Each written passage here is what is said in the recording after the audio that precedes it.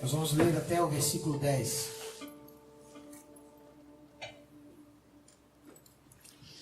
Os irmãos sabem, nós temos ministrado uma série de mensagens aqui na igreja, a partir de algumas conclusões feitas por um irmão nosso chamado John Piper. Ele escreveu um livro e nós estamos, a partir dessas conclusões que ele chegou naquele livro, ministrando algumas coisas aos irmãos a respeito do que Jesus espera dos seus seguidores. O que Jesus espera de nós, ou mandamentos de Jesus, ou condições de Jesus. Porque em última análise nós vamos ver que essas ordens de Jesus à igreja, na verdade são ordens condicionais, né? Não tem como caminharmos com Jesus se nós não obedecermos Jesus nessas ordens. Não tem como nós servirmos a Jesus, sermos igreja, se nós não obedecermos Jesus nessas ordens. E nós vamos ver uma ordem de Jesus a partir desse texto, que é: permaneçam em mim. Permaneçam em mim. Quantos casados temos aqui? Casados? Bem? Você talvez se lembre do momento em que lá no altar vocês juraram tantas coisas ali. Eu vou um pouquinho antes, quando os olhares se cruzaram. Aquela primeiro toque de mão, assim mesmo sem querer, só encostou, né? Quem estava na igreja sentou do lado da igreja, ou foi para o cinema, em alguns casos, né? Aí sem querer assim encostava a mão.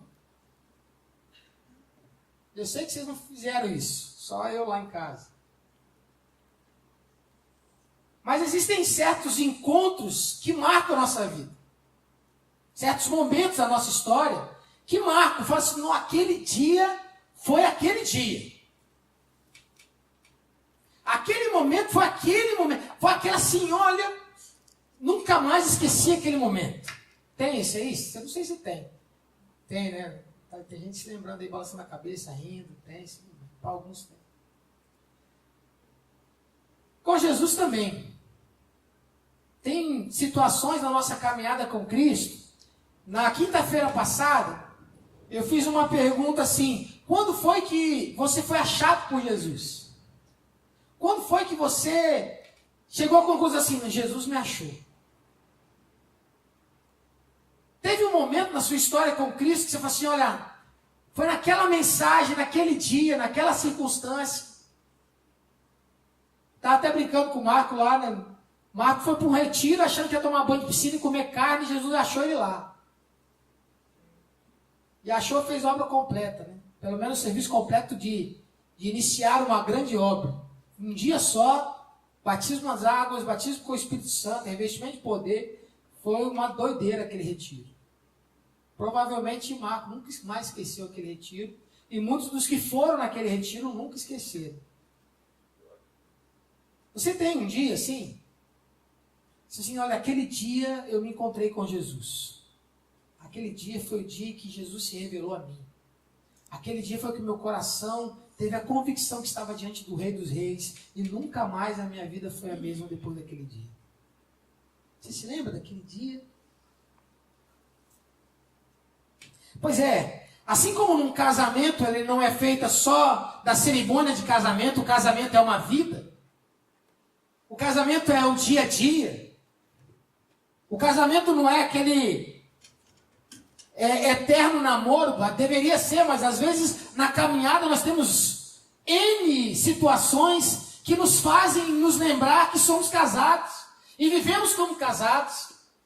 Porque tem certas coisas que o casado não pode fazer mais. Por exemplo, viver uma vida de solteiro. Certo? Por quê? Porque ele é casado. E se o casado quer ver uma vida de solteiro, ele precisa se lembrar de que ele é casado. Na verdade, com Jesus é a mesma coisa. Com Jesus, às vezes a gente teve um encontro que foi aquele encontro espetacular. E muitos vivem a vida como se nunca tivessem encontrado com Ele.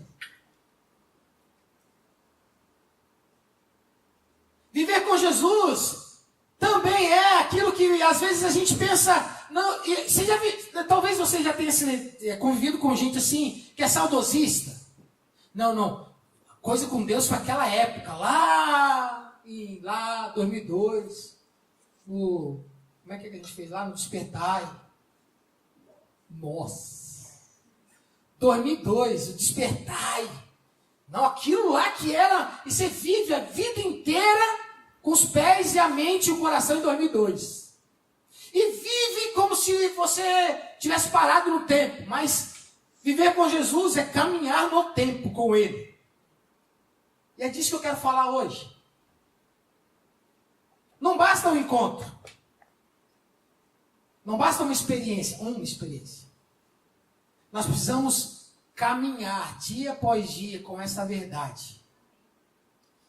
Eu quero compartilhar algumas coisas com vocês e sobretudo sobre a seriedade de caminhar com Cristo com essa verdade. Porque antes de eu ler o texto de João 8 mesmo, 31, Jesus fala que se nós não permanecêssemos nele, ou se a palavra dele não estivesse em nós não seríamos seus discípulos. Olha que seriedade esse negócio, cara. Pois é, nós vamos ler esse texto de João capítulo 15 e vamos meditar sobre isso. Não é um encontro, é a vida. Não é um momento, é a nossa história. E eu quero conversar sobre isso com os irmãos. Então diz assim a palavra de Deus no capítulo 15. Eu sou a videira verdadeira. E meu pai é o agricultor. Todo ramo que estando em mim não der fruto, ele corta. E todo que dá fruto, limpa, para que produza mais fruto ainda. Vós já estáis limpos pela palavra que vos tenho falado. Permanecei em mim, e eu permanecerei em vós. Como não pode o ramo produzir fruto de si mesmo, ele não permanece... Como não pode o ramo produzir fruto de si mesmo, se não permanecer na videira, assim nem vós o podereis dar, se não permanecerdes em mim. Eu sou a videira, vós os ramos. Quem permanece em mim e eu nele, esse dá muito fruto, porque sem mim nada podeis fazer. Se alguém não permanecer em mim, será lançado fora, à semelhança do ramo, e secará. E o apanham, lançam no fogo e o queimam. Se permanecerdes em mim e as minhas palavras permanecerem em vós, pedireis o que quiserdes e vos será feito. Nisto é glorificado o meu Pai, em que deis muito fruto, e assim vos tornareis meus discípulos. Como o Pai me amou, também eu vos amei. Permanecei no meu amor. Se guardardes os meus mandamentos, permanecereis no meu amor, assim como também eu tenho guardado os mandamentos de meu Pai, e no seu amor permaneço. Vamos orar? Ô Senhor, obrigado por estarmos nessa manhã juntos como igreja. Obrigado por estarmos sentados na tua mesa ao redor da tua bendita palavra. Obrigado pelo tempo que tivemos pela manhã. Obrigado pela tua presença, Pai, na escola bíblica. Obrigado, Pai, pelo tempo de adoração que tivemos. Por podermos diante do Senhor apresentar a nossa adoração. Obrigado, Senhor, pelo privilégio de sentarmos e ouvirmos a exposição da tua palavra. Fala conosco aqui, Senhor. Santifica-nos na tua palavra. Que a tua palavra, assim como Tiago diz, como um espelho, revele a nós quem de fato somos. E que em nome de Jesus o teu nome seja glorificado no serviço da pregação nessa manhã. Em nome de Jesus. Amém e amém. Quem esteve na montanha ontem à noite? Montanha? Amém? Você lembra como o pastor Luciano começou a ministrar a mensagem? Falando sobre amizade, e o contraponto que ele fez com essa sociedade. Quem se lembra disso? Ele estava falando sobre amizade. Diz que nós estamos vivendo uma sociedade individualista. Uma sociedade e, de fato, uma cultura que pensa primeiro no eu, depois no outro. Eu diria uma mudança sociofilosófica, talvez nos levando para o hedonismo. Para aquele homem e mulher que desesperadamente corre atrás dos seus próprios prazeres. Chega à conclusão que fala assim, não, eu vivo para satisfazer os meus prazeres. Eu vivo para fazer a minha vontade. Eu vivo para realizar o meu querer. Bom, se isso tivesse apenas lá fora, não era tão estranho, né? Porque a Bíblia diz que no mundo jaz o maligno. Mas o problema não é esse, o problema é que isso está acontecendo dentro das igrejas. Muita da pregação e do ensino hoje é: você é bom, você pode, você consegue. Faça de tudo para satisfazer o seu eu. Jesus, na verdade, veio para satisfazer os teus sonhos, os teus projetos, a tua vontade, o teu querer. Hoje, uma boa parte dos pregadores se apoiam nas instruções humanistas. Hoje, pastor, para sentar com a ovelha, ele precisa saber de conhecimento. Esse curso que você faz, que não é formação, psicanálise. Porque, na verdade, é fazer o outro se entender bem, para que ele possa ir atrás dos seus sonhos. Por que as igrejas que estão vendendo dinheiro estão crescendo? Vendendo dinheiro. Como vendendo dinheiro? A teologia, a pregação dela é em cima do você tem que ficar rico. Você tem que ter muita grana. E não é à toa, porque você vai dentro dessas igrejas e está cheia de gente com dificuldade financeira. Cheio de gente com dificuldade financeira. No final das contas, ele está dizendo para essas pessoas: vamos realizar os seus desejos. Jesus vai te dar dinheiro. E para isso, o que você tem que fazer? Dê dinheiro. Dê o seu carro. Dê a sua casa. Passe o seu cartão, pode ser em crédito. Adiante o seu dízimo. No final das contas, é uma prática hedonista que diz para o outro assim: olha, eu vim aqui para realizar o seu desejo. A igreja existe para isso. E aí vai lá naquele coração extremamente que dá atrás de dinheiro e toca ele e fala assim: faça isso que eu te darei isso. Faça isso que você receberá isso. Você viu aquelas pessoas que estão enfermas e viajam o Brasil inteiro para encontrar com alguém lá não sei aonde. E aí vende carro, vende isso, vende aquilo para pagar passagem para ir lá, para receber um passe de alguém.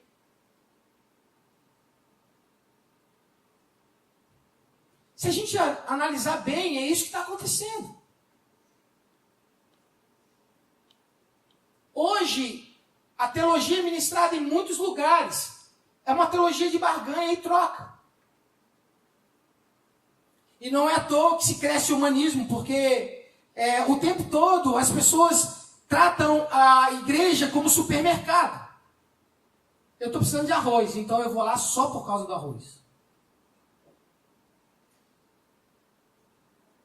Eu estou precisando e eu gosto disso, então eu só vou para isso. Quer um exemplo? Eu gosto do louvor. Então eu chego na hora do louvor. No nosso caso, a escola bíblica fica para depois. Eu não tenho compromisso com a escola, porque eu vim aqui consumir o louvor. Eu vim aqui consumir a minha autossatisfação no louvor, ou na pregação da palavra. Porque eu não gosto do louvor. Esses meninos tocam rock, eu não gosto desse negócio. Eu quero só ouvir Bíblia. Então ele chega já do louvor para o amém, para só sentar e ouvir a palavra. Estou citando a gente para não citar outros casos. Porque, na verdade, uma boa parte das pessoas que vão às igrejas as tratam como supermercado. Vai atrás de algo que ela quer, que ela precisa. Ela quer. E aí a gente se engana porque se a gente olhar a própria história da Europa, por exemplo, nós vamos ver que começou dessa forma hedonista, humanista, aí vem o relativismo, isso é, depende, tudo depende. Não existe nada concreto, real, verdadeiro. Depende de tudo. Todos os caminhos levam a Deus, afinal de contas. Depois disso eu passo, é o liberalismo. Na verdade, Jesus não era tão assim filho de Deus. Nós estamos caminhando para isso. E esse texto desconstrói isso plenamente. Porque Jesus, logo no primeiro ponto que eu queria tratar com os irmãos, ele disse assim, olha, eu sou o único que pode fazer com que vocês produzam o bem. Naturalmente, o seu desejo não pode te levar a produzir o bem, se não for comigo. Naturalmente, você não tem a capacidade, por causa do pecado, de fazer escolhas santas por causa do pecado. E aí Jesus traz a primeira orientação para nós. Sem mim, vocês não podem fazer nada. Ele diz, eu sou a videira verdadeira. Não há outra videira da onde você pode receber vida, senão de mim. Eu acho que hoje pela manhã, se não me engano, foi até a própria Ariana que disse, que às vezes até o próprio bem que nós estamos fazendo, estamos vivendo, fazendo coisas bacanas, legais, para recebermos elogios. E aí a gente se para diante da palavra, o Espírito revela a nós que até as atitudes boas que nós fazemos, lá no fundo, lá no íntimo, o propósito é outro. Não é um propósito santo. O que Jesus está dizendo é que a igreja, se não permanecer nele, não produz algo para a glória de Deus. Até as coisas boas que ela faz, não glorificam a Deus. Porque o relacionamento com Deus e a igreja é um relacionamento pessoal. E o Espírito Santo revela aos corações, fala assim, cara, o que você fez, moça, o que você fez, no fundo, a motivação, o combustível, o que te moveu a fazer, é pecaminoso, é idólatra, é soberbo. No fundo, o serviço, o que você fez para o outro, é soberbo. E Jesus apontando isso de forma clara para nós. Na verdade, se tem algo que a gente pode fazer sem Jesus, é pecar. Nós precisamos de Jesus para isso. Se tem algo que a gente consegue fazer sem Jesus, é pecar. Mesmo aparentemente fazendo coisas que Jesus mandou. E essa é grande loucura para nós. Isso que às vezes nos dá um parafuso na mente, porque diz assim, mas eu não estava fazendo tal coisa, e o Espírito Santo vem assim, tá bom, vamos olhar teu coração. E Jesus diz assim, permanecer em mim. Permanecer em mim por quê? Porque se você não estiver comigo, tudo que você fizer não vai glorificar a Deus. Ainda que aparentemente coisas boas. Esse é o primeiro ponto. Sem mim, vocês não podem fazer nada. Por isso permaneçam em mim, porque eu sou a única fonte de seiva boa para você. O texto traz essa clareza para nós, e Jesus nos chama de ramos. Nós não somos a videira, nós somos os ramos. E esses ramos são estendidos para todos os lugares. Isso é louco, porque o reino de Deus traz essa verdade para nós. Nós não somos o rei, nós somos súditos do rei. E como súditos do rei, segundo a sua orientação, somos enviados para todos os lugares. Para quê? Para frutificar. Para frutificar. E aí a gente tem uma confusão na mente, porque a gente entende que Jesus está por muitas vezes, Jesus mandou que nós fôssemos obedientes, que nós realizássemos coisas, que nós frutificássemos, que nós fizéssemos coisas, e às vezes a gente acha que esse casamento está no que a gente faz. Mas eu queria que nós pensássemos uma forma meio invertida disso. Eu espero poder explicar sobre isso. Jesus não nos mandou que nós fizéssemos. Jesus mandou que nós estivéssemos nele. E assim fizéssemos. O que diz o texto? Ainda que eu falasse a língua dos homens e dos anjos, sem amor, nada seria. Aí ele vai mais além, ainda que eu entregasse o meu próprio corpo para ser queimado, sem amor, nada seria.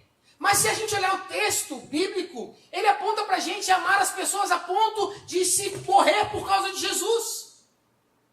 Não parece um contrassenso? Uma orientação antagônica? Jesus mandou para cá, mas ele disse outra coisa. Porque na verdade o princípio é: fiquem em mim, e em mim frutifiquem.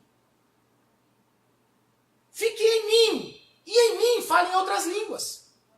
Fiquem em mim, e em mim, ainda que você for morrer por alguém, faça isso, mas e em mim? Se for em mim, ore pelos enfermos, para que eles sejam curados. Se for em mim, vá à Montanha da Esperança e cuide daqueles meninos. Se for em mim, sirva os irmãos. Se for em mim, depois frutifique. Na verdade, muitos amam regras e leis. Eu acho que já falaram isso algumas vezes para mim, pelo menos para o Lu. Nós precisamos de regras. Nós temos que estabelecer leis aqui, pode ou não pode. Sabe que tem gente que precisa de regras, de leis. Porque quer uma cartilha. Não é que nós não temos. Mas a essência da pregação dessa igreja é: permaneça em Jesus. Acho que foi Lucélia que falou para mim, tempo atrás, falou: pastor, eu quero trabalhar, me põe para fazer alguma coisa. Eu falei assim: Lucélia, tenha calma. Tenha calma.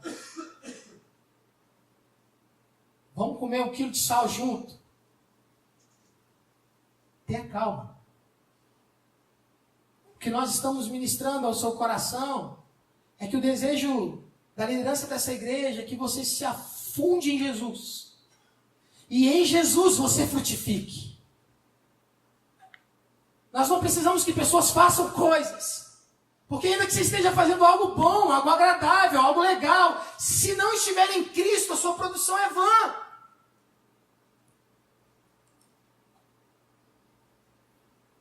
Primeiro permanecer, depois produzir. E uma coisa é diferente da outra. Eu vou falar mais à frente por quê. Mas é importante para nós não esquecermos algo. Muitas vezes a gente aponta um caminho, mas não diz o caminho para o caminho. Ou seja, como é que você vai viver isso? Né? E eu pensando em algumas coisas a partir do livro e também algumas outras meditações, eu queria compartilhar a primeira coisa: como é que a gente permanece em Jesus? Hoje pela manhã a gente teve um testemunho lá na igreja, lá na escola bíblica, que a irmã dizendo o seguinte: olha, rapaz, eu estou orando e as coisas não acontecem. Eu já pedi para Deus várias vezes alguma coisa e Deus não está fazendo, e o tempo está passando e a coisa não está andando e é tão difícil. Eu não sei se é só com ela, mas é comigo também. Eu acho que é com muita gente aqui. Você já orou a Deus mais uma vez, fazendo: Deus, muda isso, Deus não mudou? Alguém? Só nós aqui? Você já pediu para Deus várias vezes, para Deus fazer algo na sua vida, e você assim com o coração quebrado em Deus, dizendo: oh Deus, eu pequei de novo. Oh Deus, eu errei de novo. Pisei na bola de novo. Como a gente vive num mundo extremamente religioso, logo que vem à mente é: pequei, vou pular da terceira ponte. Ninguém vai me aceitar, ninguém vai me amar, Deus não está nem aí para mim mesmo, eu sou um lixo de gente. Eu não consigo me livrar desse pecado. Eu pratico isso dia após dia e meu coração está quase explodindo porque eu não consigo me livrar disso.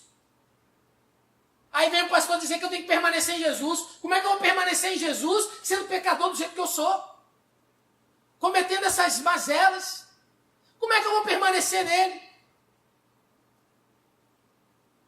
Não parece meio estranho? Porque Jesus é santo.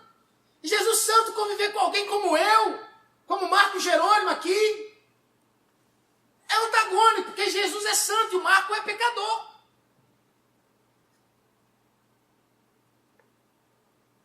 O problema é que nós temos muitas vezes no nosso lado dizendo assim, Jesus ama incondicionalmente. E a gente sempre tem isso para falar para alguém. Nós vamos lá para a montanha, pegamos aqueles meninos com aquelas histórias escabrosas, abraçamos amorosamente eles e dizemos assim, Jesus te ama, filho. Jesus te ama. Eu vi o Elton ontem, quando você abraça um amigo, ele agarrou na Luluzinha assim, ficou abraçado a Luciano. Abraçado. Eu falei assim, você percebeu que havia algo muito mais do que aquele abraço? Não era um abraço comum, era algo, eu preciso de alguém do meu lado de fato. E ele encontrou alguém do lado e provavelmente se sentiu tremendamente amado, mesmo com a história daquele menino de 13 anos. Nós sempre temos na nossa boca uma palavra assim, Jesus te ama, cara. Incondicionalmente, ele ama você muito mais do que as suas atitudes. Ele está preocupado com você, ele morreu por sua causa, e a gente está sempre falando isso para os outros, mas caminhar com Jesus, quando nós olhamos para o espelho e vemos nós, os pecadores, de fato. Jesus não me ama assim a ponto de me aceitar. Jesus ama aqueles meninos.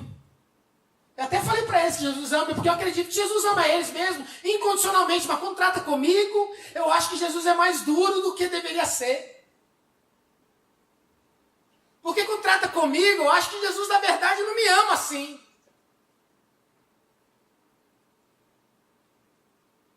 Quando Jesus diz que permanecer nele é permanecer no amor dele, é permanecer caminhando, sabendo que apesar das nossas mazelas, ele ainda está conosco.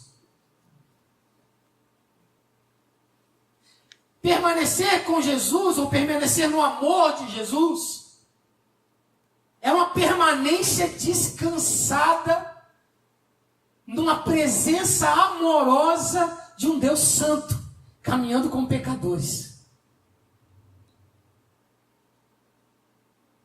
Porque muitas vezes nós não permanecemos nele, porque a gente acha que o amor dele não nos acha onde nós estamos. Jesus ama os africanos. Jesus ama, e a gente começa a lembrar dos miseráveis.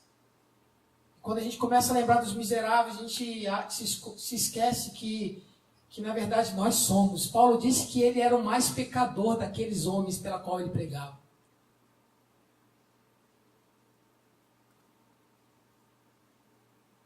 No livro Vida de Pregador, um grande homem de Deus disse o seguinte, que na teologia pastoral, a gente nunca deve se esquecer que, no final das contas, é um homem com o microfone na mão, mas na verdade é um pecador com o microfone na mão, pregando para outros pecadores sentados nos bancos.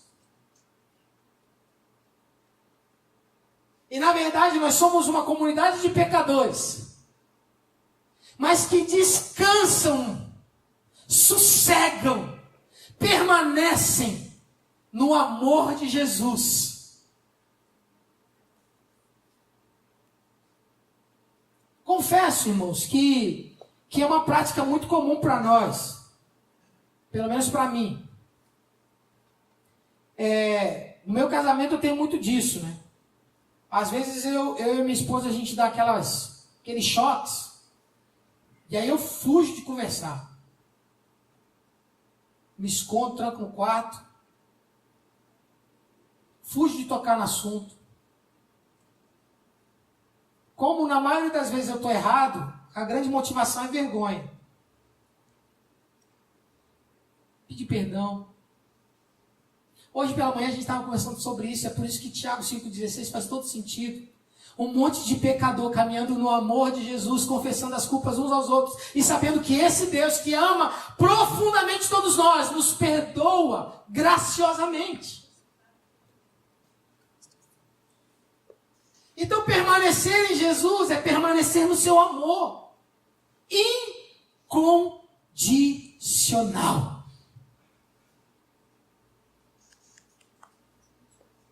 Nos deleitar nisso. Eu não sei você, se você é parecido comigo, mas eu já fugi muito de Deus. Acho que foi o pastor Luciano que falou isso ontem também. Você já fugiu muito de Deus? Nessa manhã eu vim te dizer assim, não fuja mais, permaneça no amor dele.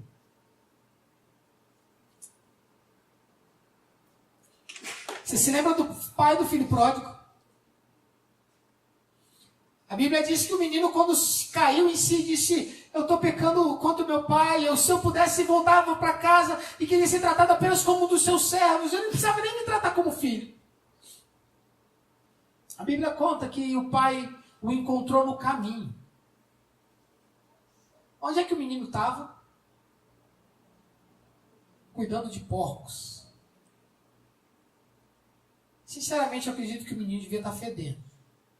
Né, Felipe? Não devia estar cheirando bem, não. Mas a Bíblia diz que o pai foi ao encontro dele e o abraçou. O pai não disse assim: vai tomar banho primeiro, menino. Vai se lavar primeiro, menino. Lave suas mãos primeiro, menino.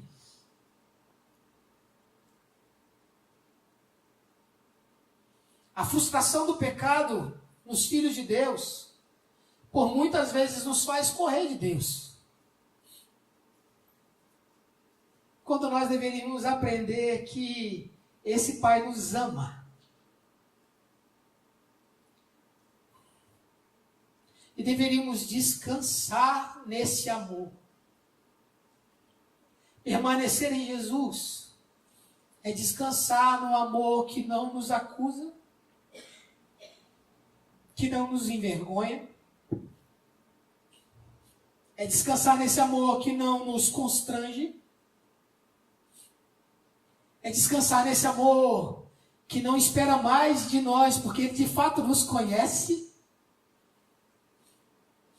E no final das contas, continua nos amando.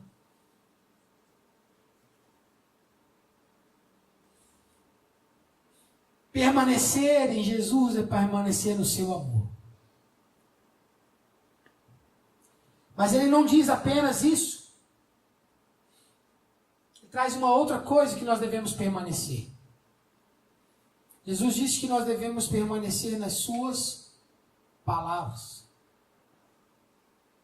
Ou na sua palavra.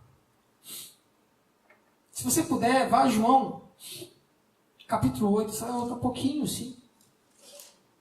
Foi o texto que eu citei no começo. João 8, 31.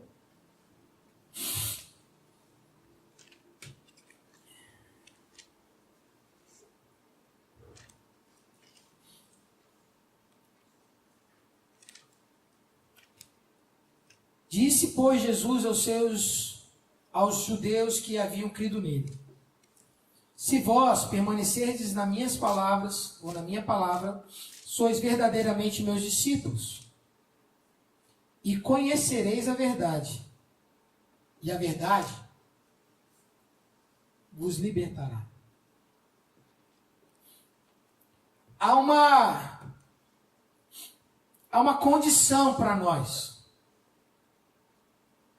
Porque muito do que esses judeus que se converteram, é por isso que ele diz, aos judeus que se converteram, porque todos os judeus, sobretudo aqueles que estavam na época de Jesus, esperavam na palavra a concretização da promessa.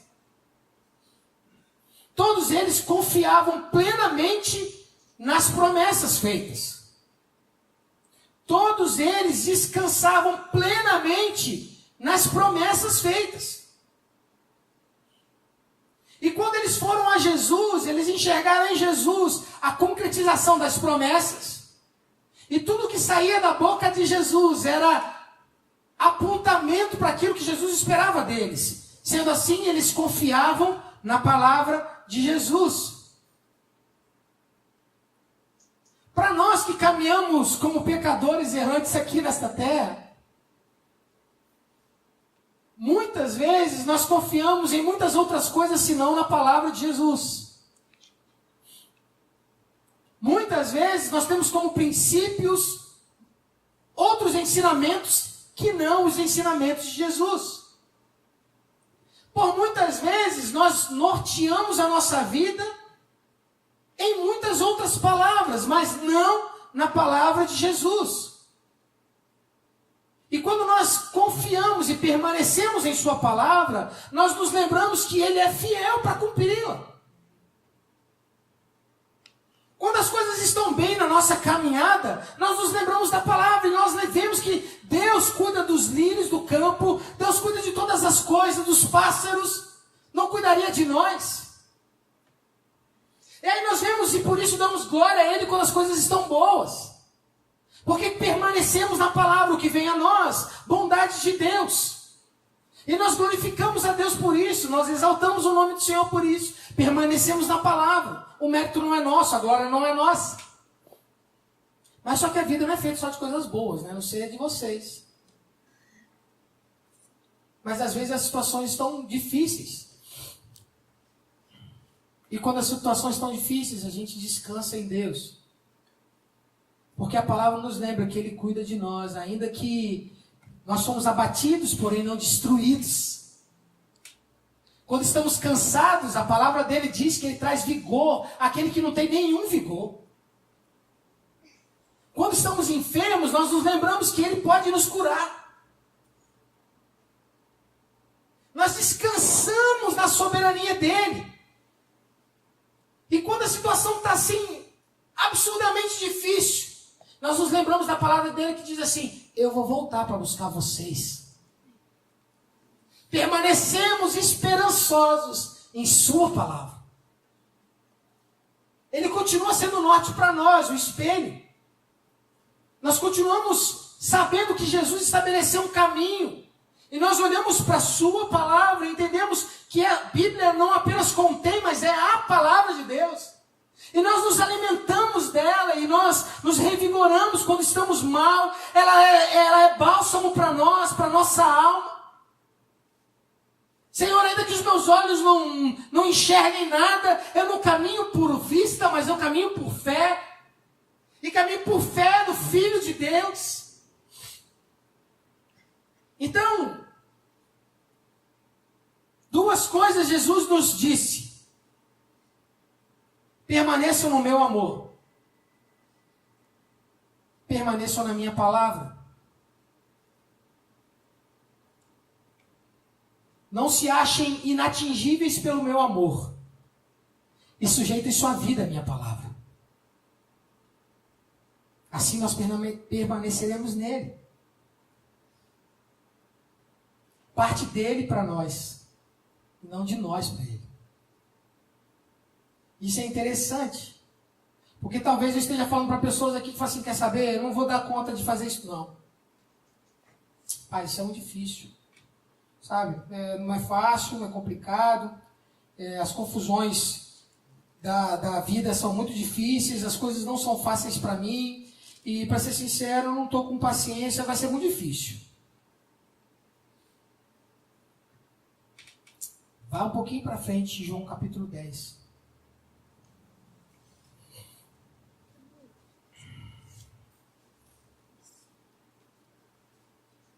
Versículo 27.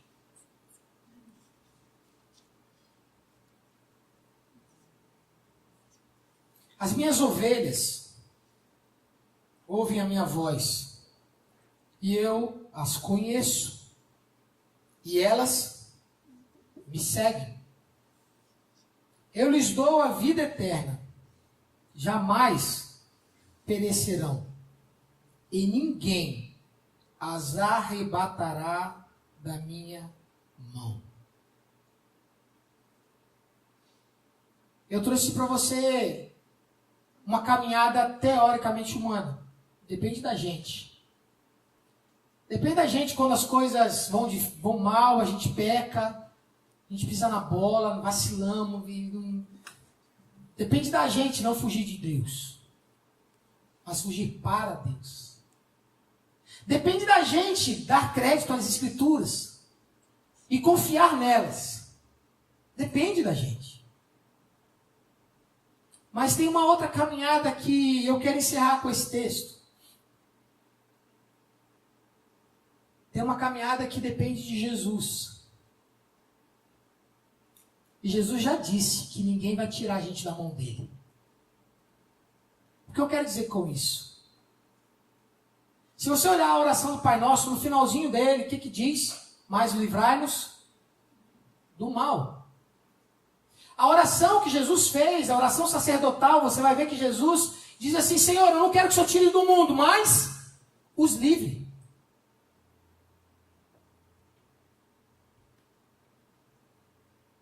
Há tempos e tempos, Jesus intercedeu por Pedro. O próprio Jesus disse assim: Pedro, Satanás queria ceifar a sua vida. E eu não deixei.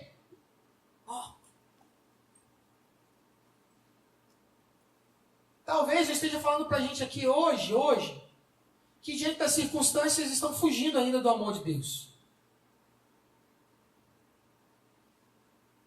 Mesmo, fugindo do amor de Deus. Fugindo de entender que Deus vai te amar independente do que você fizer.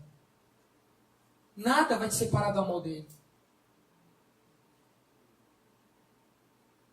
Talvez esteja falando para pessoas aqui hoje que já não confiam mais na palavra de Deus. Porque já tiveram experiências inúmeras com homens pecadores que prometeu para você tanta coisa e falhou, pisou na bola, errou de tantas as formas. Mas Jesus diz: permanece na minha palavra, sabe por quê? Porque eu não minto. Permanecei na minha palavra, confiai naquilo que sai da minha boca, porque eu não minto. Talvez eu esteja falando para a gente aqui nessa manhã, que na caminhada já chegou à conclusão que no final das contas não está permanecendo mais há bom tempo. Não frutifica mais em Deus. Sabe aquele negócio, permanecer e depois frutificar? Chegou à conclusão que na verdade não permaneceu. Mas hoje, pela manhã, o pastor das ovelhas me chamou aqui para ouvir isso dele. O pastor das ovelhas me chamou aqui para te falar: descansa no meu amor. Eu estou com você, não é por causa de você, é por minha causa. Sabe aquela expressão, Jesus foi fiel a mim? Não, na verdade Jesus é fiel à palavra dele. Por isso ele não nos abandona. Porque ele disse que não faria isso. Talvez muitos aqui acham inatingível essa vida cristã estabelecida para as Escrituras. E por isso achou melhor abandoná-las. Mas o pastor das ovelhas, nessa manhã, nos trouxe aqui para que nós pudéssemos ouvir a sua voz. E pudéssemos segui-lo. As ovelhas ouvem a minha voz e me seguem. Soberanamente. O pastor das ovelhas nos trouxe aqui nessa manhã para dizer: confia no meu amor. Porque soberanamente, ninguém arrebata as ovelhas da mão do pastor. Isso talvez seja um pouco complicado para a gente entender isso agora. Mas eu descanso nesse amor e nessa graça. Permanecer em mim. Não há vida cristã, não há vida de relacionamento com Deus, seja ela frutífera ou infrutífera. Na verdade, infrutífera é quase que impossível. Mas frutífero que não esteja em Jesus. Você pode ficar de pé?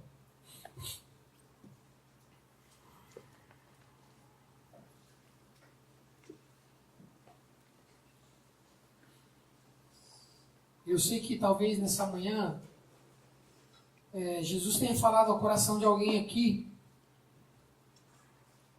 e que de alguma forma quer responder a esse chamamento de Jesus. Nós queremos orar com você. A Bíblia diz em Tiago capítulo 5, versículo 16, que se nós confessarmos as nossas culpas uns aos outros e orarmos uns pelos outros, nós seríamos curados. Hoje é manhã de cura. E eu queria muito mesmo orar com você. Só queria que você fizesse um sinal assim com a sua mão. Se tem alguém aqui que Jesus falou com você, você se enxerga como ovelha desse rebanho, não importa a sua condição hoje, o que importa se Jesus falou com você.